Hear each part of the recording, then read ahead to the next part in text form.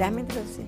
Bien, y estamos ya con la licenciada Daisy García, que está aquí con nosotros, la habíamos anunciado.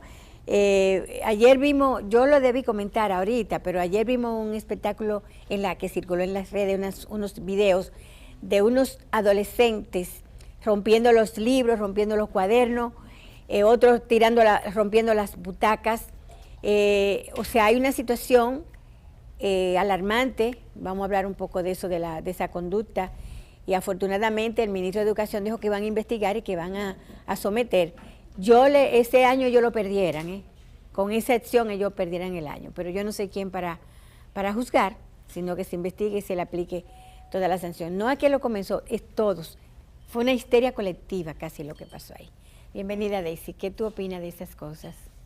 Bueno, realmente, licenciada, es preocupante lo que está pasando con estos jóvenes, con este comportamiento, como que un modelamiento, ese mismo comportamiento irresponsable se pega. Entonces otros niños que no están involucrados imitan ese comportamiento tan sí, porque tan quieren deplorable. Ser parte del grupo. Quieren ser parte no del quieren grupo. hacer la contra. Exactamente. Licenciada, usted sabe que antes de seguir con la entrevista, tenemos un brindis de Café Santo Domingo. Ah, excelente. Así es que usted como orientadora, terapeuta, sabe que el café pone la mente brillante. Si esos niños tomaran café, y más si es Santo Domingo, tal vez no fueran así. Gracias, gracias. Claro, este es el mejor café de la República Dominicana. Este es el café que nos distingue y nos identifica. Así es, muy bueno. Un buen brindis a esta hora. Café Santo Domingo. Gracias. Entonces, cuénteme. Bueno, nosotros pensamos... Usted trabajó mucho con adolescentes y temas sí, de familia. Sí, nosotros actualmente somos fiscal. En nuestra función podemos hacer diferentes, valga la redundancia, funciones. Por eso hoy yo estoy en el área de tránsito, pero realmente mi base es especialidad en materia de niñez, adolescencia y familia. Duramos unos 7 u 8 años en el Departamento de Niñez, Adolescencia y Familia de la Fiscalía del Distrito. Era la exdirectora de la Fiscalía de Niñez, Adolescencia y Familia. Incluso hemos venido varias veces a este excelente programa que nos encanta. Sí. Y que también la leemos a usted en Facebook porque tiene mucho nivel, pero le damos seguimiento desde que estaba en 1+1. O sea que somos admiradoras suyas de mucho tiempo. Mire, usted vio el video que circuló ayer con niños rompiendo los cuadernos, rompiendo los libros, rompiendo las butacas. Estamos ya al final del año. Sí, se debe de hacer una investigación realmente para ver qué pasó ahí, cuáles jóvenes estuvieron involucrados en esa situación. Eran muchos. Yo vi el video, era muchos, como 1 o 2 cursos. Sí, pero había niños que, según vi cómo iban caminando, se sentían avergonzados de la conducta que tenían otros niños. Sin embargo, yo entiendo que tiene que haber un sistema de consecuencias, que desde el Ministerio de Educación debe de hacerse la investigación pertinente. Y, sí, eso dice el ministro, que iban si no hay sanción, si no hay consecuencia, va a seguir pasando. Realmente las escuelas tienen su reglamento interno, sus normativas internas, que no tienen que ver con una cuestión penal, pero sí tienen que ver con un sistema de consecuencias con relación a determinada conducta. Habría que ver cómo la conducta se dio fuera del plantel, pero afectaba porque ellos tenían el uniforme. No, pero rompieron eran unos cuadernos que se le habían suministrado en la escuela, más el comportamiento que tuvieron en el aula. Muchos de esos jóvenes incluso son expulsados de la escuela y tienen que terminar su sistema con un sistema que se llama libre, es decir, que solamente asisten con un tutor y van a examinarse. Yo pienso que esa es una de las medidas más drásticas de la que cuenta el sistema educativo, y realmente existen sanciones internas para esos diferentes tipos de conducta que tienen estos jóvenes. Existen sanciones internas que la misma escuela ya lo tiene establecido. Hay colegios, por ejemplo, que tienen unos reglamentos disciplinarios específicos y hay otros que están coordinados con la reglamentación que establece el Ministerio de Educación, y determinada conducta tiene determinada consecuencia. Y en este caso realmente es bastante deplorable lo que estos jóvenes hicieron. Es un mal ejemplo, y yo pienso que en la misma medida en que ellos tuvieron ese comportamiento tan poco adecuado, entonces en esa misma medida tiene que haber una consecuencia. Mira, hay los adolescentes tienen una conducta muy especial, o sea, son rebeldes sin causa, rebeldes con causa. Yo me alegro mucho de pertenecer a la era que pertenecí en mi adolescencia. Yo entré al liceo, era delegada de curso de la Unión de Estudiantes Revolucionarios porque había que cambiar el sistema. Sí. Este sistema de injusticia había que cambiarlo. Sí. Entonces uno era revolucionario, entonces nosotros no rompíamos butaca. Sí, lo que todo lo contrario, había que luchar para reparar la butaca. Habían ideas. Esa era una lucha que teníamos, reparar la butaca del liceo. Sí. Otra lucha que yo estaba en el liceo por la mañana, pero en la noche, los que estaban en la noche, que trabajaban, esa gente casi no daban clases porque la luz se iba. Luchamos por una planta y la conseguimos, luchamos por una planta, pero teníamos una motivación. Había que luchar por la planta y conseguimos la planta, entonces hay que luchar ahora para que pinten el liceo, para que reparen la butaca. Y entonces, fuera del liceo, este es un sistema injusto, tenemos que luchar por eso. Pero ahora los muchachos no tienen motivación. No tienen motivación porque se le está dando todo. Es paradójico. Se le está dando todo, entonces como tienen todo, ellos se sienten que lo merecen todo. Y es sumamente preocupante lo que está pasando en la sociedad. O sea, el tiqui-tiqui y la falacia, 19 y 21 años. Y la muchacha que andaba con ellos, el papá lo mataron en la cárcel por yo no sé por qué, pero la mamá murió. Y ella estaba bastante joven cuando fue condenada a los 10 años. O sea, se está reproduciendo una situación preocupante. Sí. O sea, esa muchacha viene de un hogar difícil y eso es una reproducción. Entonces, la lucha contra la pobreza implica eso también. O sea, hay que implicar a eso. Entonces, estoy preocupada. Estoy preocupada porque uno educa a sus muchachos, en el caso mío, mis nietos, para una sociedad que disoluta, o sea, sí. Son la víctima y son menos. Es preocupante. Porque la gente de mi familia, pare tres, y esa gente se reproduce mucho.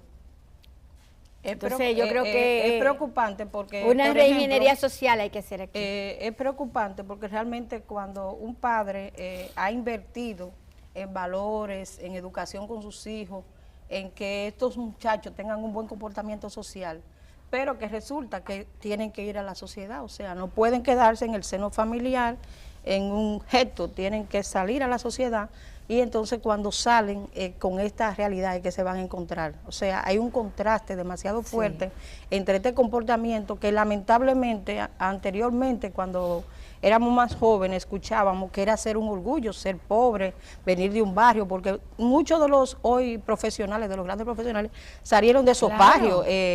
Y los jóvenes tenían ideales, creían en ideales. El presidente Medina estudió en la UAS, el presidente Fernández estudió en la UAS, Temito Clemente estudió en la UAS, mi marido estudió en la UAS, todo el mundo estudió en la UAS. Sí. Y venían los jóvenes. De profesional, y esos muchachos venían de la clase media, de abajo. Pero tenían motivación, tenían por qué luchar, tenían por qué superarse, había que luchar para superarse. Sí, muchos paradigmas hoy realmente han desaparecido. No, por ejemplo, en términos sociales, usted aborda a un joven sobre una problemática social y hoy lo que interesa es la imagen, ser artista, cantar, y ellos, por ejemplo, cantan muchas canciones, pero realmente cuando usted ve el contenido de las canciones, usted cree que es un contenido social, pero realmente es un contenido de rebeldía. Porque de violencia, de rebeldía, de unos antivalores, por ejemplo, que yo tengo dinero, que tú me tienes envidia, que mira, tú sí estás buena, o sea que es un paradigma totalmente distinto al que nosotros conocimos. Sí. Y realmente es preocupante porque hay como un relajamiento de la costumbre. Mira, yo creo que hay que hacer una reingeniería social. La educación está en crecimiento en todo el mundo, en toda parte del mundo, porque como dice un cura amigo mío, hoy día el maestro es Google. No es el papá y la mamá ni la escuela, es Google. O sea, tú encuentras de todo. Y hay la otra cara de la tecnología, la que nosotros nos vemos, que es terrible. No, hay un cuestionamiento al maestro. Por ejemplo, el maestro está impartiendo una docencia y los jóvenes en tiempo real tienen un celular y cuestionando lo que dice el maestro. Y le creen más lo que dice Google que lo que dice el maestro. Así es. Pero realmente hay una metodología que fue la que todos aprendimos, que desde que se fundó la escuela y desde que se fundó la educación ha sido una metodología que ha permanecido. Hoy día, por ejemplo, hay una tendencia, por ejemplo, al sistema semipresencial, que no es lo mismo esa interacción humana que se da en el aula, que tú ir con un maestro una vez a la semana a verlo. No es que hacemos una crítica a ese sistema, lo que queremos decir es cómo los tiempos van cambiando y cómo de alguna manera esa esencia de lo que fue ese esfuerzo que tenía que hacer la gente, que tenía que escribir, que tenía que aprenderse un texto, profundizarlo, asimilarlo, ya eso no se da. Los jóvenes hoy día no quieren, lo que quieren es el copy-paste, pero que resulta que esos contenidos no lo asimilan. Y por ejemplo, nosotros nos encontramos en las redes muchísima gente que vive subiendo mensajitos, pero yo digo, pero tú lo interiorizaste. Fotográfica. Tú interiorizaste ese mensajito porque tiene que haber una correspondencia entre lo que somos y lo que hacemos. Sí. Si yo digo que soy, yo tengo que tener una coordinación, una correspondencia entre eso que yo digo que soy y lo que yo proyecto y lo que yo hago en mi vida. Entonces, muchas de las cosas, por ejemplo, que muchos de los padres que nacieron en la década finales de los 60 y 70 han tenido una educación muy floja y muy light con los hijos. Esto no quiere decir que nos vayamos al maltrato infantil, porque el maltrato infantil, que es la violencia, degenera en otra forma de violencia. Déjeme decirle que yo soy la tercera de mi casa, pero me quedé siendo la primera porque los antes que yo murieron. Y entonces a mí me daban toda la pela del mundo. Yo tenía una psicóloga, una varita de café, un tirigüillo, una chancleta, y me daban con lo que sea. Y nada, yo nunca intenté de que suicidarme por eso, no, si yo veía como que eso era parte de la función del papá, que si uno estaba haciendo algo malo, ellos no tenían otra forma, porque ellos lo crearon así. Sí. Claro, en siglo XXI hemos superado todo eso, pero hay que poner reglas. Sí, sí, hay que poner reglas, porque también con el asunto de la violencia, porque muchas veces un papá le da una nalgadita, a un niño le da un castigo, yo no estoy de acuerdo ya con el castigo corporal. Exactamente. Yo superé eso. Exacto, sí. Yo a mi hijo mayor le di su cocotazo, pero a los otros no. Bueno, lo que dicen, no somos psicólogas, sí fiscales, y hemos trabajado mucho el tema con la familia. Lo que sí da resultado es el seguimiento y la firmeza en lo que es cuando un niño o adolescente tiene una conducta. El padre tiene que intervenir y el padre tiene que ser firme en la consecuencia que le ha puesto a ese joven. No, los fines de que exacto. Le pone el castigo y después ya mi muchachito ya exactamente. No. Si un día sin hablarte, no te voy a hablar este día. Exactamente. Entonces, y si te daba 10 pesos, no te voy a dar nada. Pero algo muy importante es el comportamiento que a su vez tienen los padres dentro de la casa.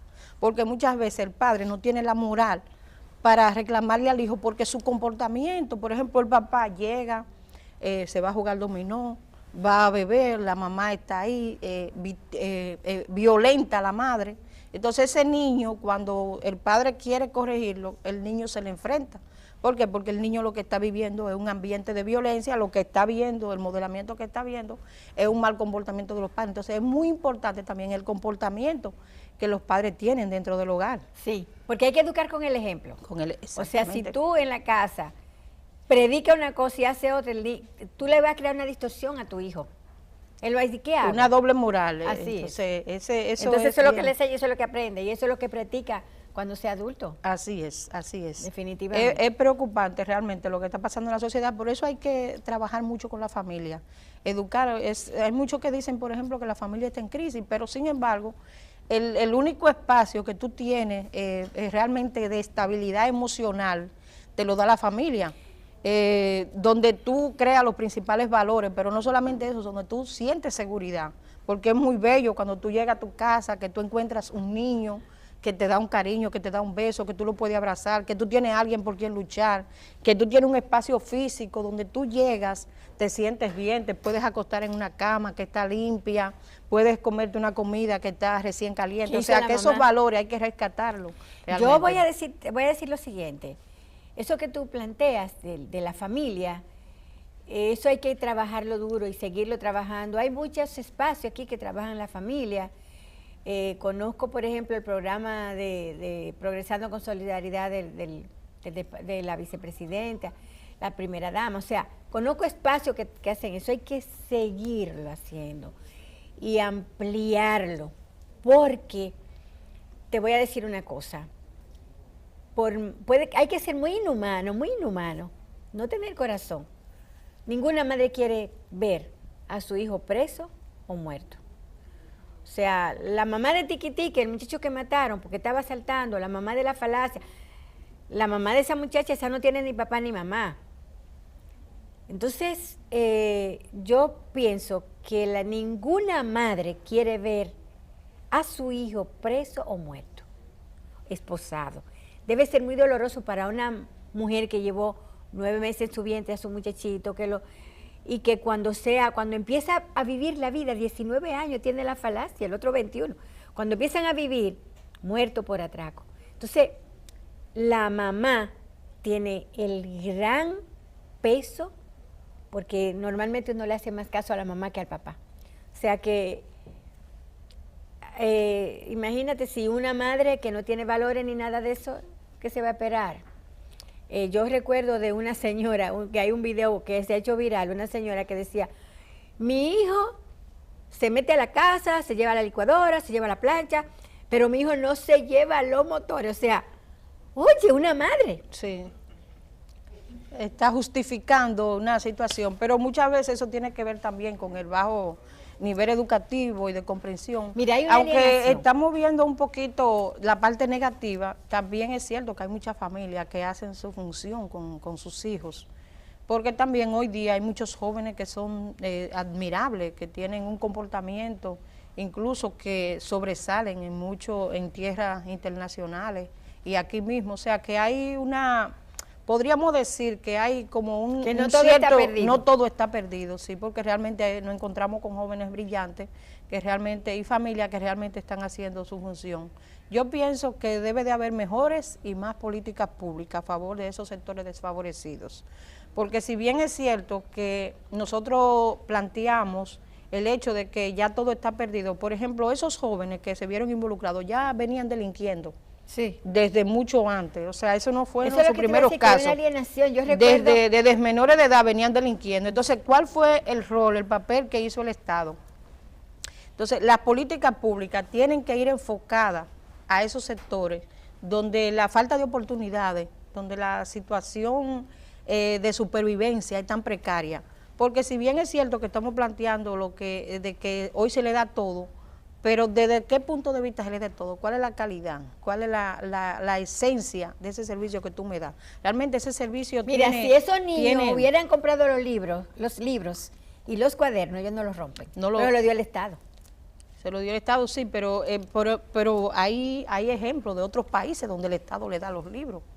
Hay otro problema que no es porque el Estado se lo da, porque por ejemplo en países desarrollados está el servicio y los jóvenes que quieren aprovechar esos servicios, realmente lo que habría que ver qué motivación y qué también está pasando en esa escuela, porque habría que ver, porque los jóvenes tuvieron ahí en ese espacio físico de esa escuela, que fue donde se presentaron los dos antecedentes, primero romper la butaca y segundo romper los libros, qué situación hay en esa escuela. Porque muchas veces nosotros vemos solamente el problema desde una vía, pero tenemos que ver el problema de manera multifactorial. O sea, ¿qué está pasando? ¿Cuál es el comportamiento de los profesores? ¿Cuál es la política que tiene esa escuela? Porque no estamos justificando el comportamiento, pero también muchas veces hay situaciones que degeneran en una situación. Y hablamos de lo que es el modelamiento, que hay otros jóvenes que se suman por estar en la moda o por estar con el grupo, por la lealtad del grupo, pero habría que ver que hay una situación que también debe de investigarse, porque un asunto, por ejemplo, que pasa mucho con relación a la familia, es que la familia siempre se presenta desde el punto de vista de que el niño es el problema. Cuando se hacen las investigaciones vemos que es un niño maltratado, abusado, no solamente en términos físicos, sino en términos psicológicos. Por ejemplo, cuando los padres tienen conflicto por la guarda, tienen conflicto por la pensión de alimenticia, el niño es el centro de manipulación de esos padres. Y muchas veces este niño, el papá le habla mal de la mamá le habla mal del papá, la mamá no le permite que vaya donde los abuelos, cuando se separan le niega el acceso a los otros familiares. O sea que hay una situación que es multifactorial. Entonces cuando el niño tiene un comportamiento que es agresivo, que se comporta mal en la escuela, vamos a llevar al niño al psicólogo. Yo le digo, no, no es el niño que va al psicólogo, tiene que ir la familia, porque el problema es que hay un comportamiento viciado alrededor de la familia, no es el adolescente o el niño el que tiene el problema solamente, sino que tenemos que ver cuál es el componente que hay. Y hay madres que iban, ya yo no aguanto ese muchachito se me va, se va lejísimo, porque los niños muchas veces se sienten expulsados del hogar, y era algo que nosotros le planteábamos, pero tiene mucho que ver también con la pobreza, el hacinamiento. Muchos niños, por ejemplo, salen de la casa porque no tienen espacio propio. Ese niño no tiene un espacio privado, donde quiera que esté le molesta. Muchas veces hay un padrastro que maltrata al niño. El niño se sienta a ver un programa, no puede estar ahí, se mete para la televisión. También el lenguaje verbal que se verbaliza en contra de los niños es bastante también dañino. Muchas veces se le dice al niño... Yo lo que veo en muchos jóvenes de 16, 17 años es la falta de motivación. Deprimido, muchacho deprimido, a veces hasta con deseo de suicidarse. Una cosa, o sea, antes, cuando no había toda esta tecnología, los muchachos descargaban sus energías jugando en la calle, jugando pelota, esto que lo otro. Es importante poner un es importante hablar de ese tema. Mire, hoy día, y bueno, generacionalmente, la familia vivía cerca, la madre no trabajaba, la madre estaba ahí siempre para el hijo. Yo tenía el apoyo familiar, cuando no vivía una tía, vivía una prima, cuando no vivía la prima, vivía la abuela. Un buen vecino. Exactamente. Hoy día, nosotros vemos, por ejemplo, los sistemas que existen de condominio, y usted ve los niños que están prácticamente secuestrados, esos niños no bajan no bajan a jugar. Si los niños bajan al patio a jugar, de una vez van y le presentan una denuncia porque los niños están molestando en el patio, que están jugando, que le dieron a un carro, que le dieron... La vida ha cambiado. Entonces esos niños son, ¿cómo podríamos decir? Yo te decía. Analfabetos sociales, no tienen contacto, no se juntan con otros niños, no se ensucian, no se raman las rodillas. Por eso yo te decía que se necesita una ingeniería social. Y las actividades que hacen todas son guiadas por los padres y manipuladas por los padres. Yo quiero que tú seas un buen pianista, que practique taekwondo, yo te llevo a un sitio y ahí tú te juntas en ese espacio, después yo voy y te busco en mi carro. Los padres, miren el comportamiento de los padres no quieren que los niños caminen ni una esquina, solamente hay que mirar lo que pasa en los colegios, en las entradas de los colegios. Ellos quisieran entrar el carro al aula para dejar los niños no pueden caminar una esquina. Bueno, entonces tú eres... nada, ya el programa ya la entrevista casi se nos acaba, y de lo que tú eres no hemos hablado. Dice, de asistencia al automovilista y es directora, bueno, tú trabajas en eso ahora. Sí, asistencia a materia de tránsito, en la fiscalía. Ya, materia de tránsito, sí. Ese sí, ahí sí es otro problema grande, porque no sabemos andar en la calle, no sabemos andar en la ciudad, nos llevamos la luz roja, tú vienes por el carril, tú vienes bajando, tienes que doblar a la derecha, pero en vez de tú ponerte aquí a la izquierda, va por la derecha y tapa al que viene correctamente. O sea que tú tienes una dura tarea en tu día a día. Sí. Vamos a cerrar ya, pero dime, ¿qué consejo tú le das a los que andan en la calle, a los automovilistas y esas cosas? Bueno, lo primero es que somos una fiscalía que estamos ubicada en la avenida John F. Kennedy, frente al Banco del Progreso, en el ensanche Miraflores. Ya. Y básicamente ahí se concentran, se concentran todas las compañías de seguro. Funciona un tribunal y funciona una fiscalía y también funciona la DGC.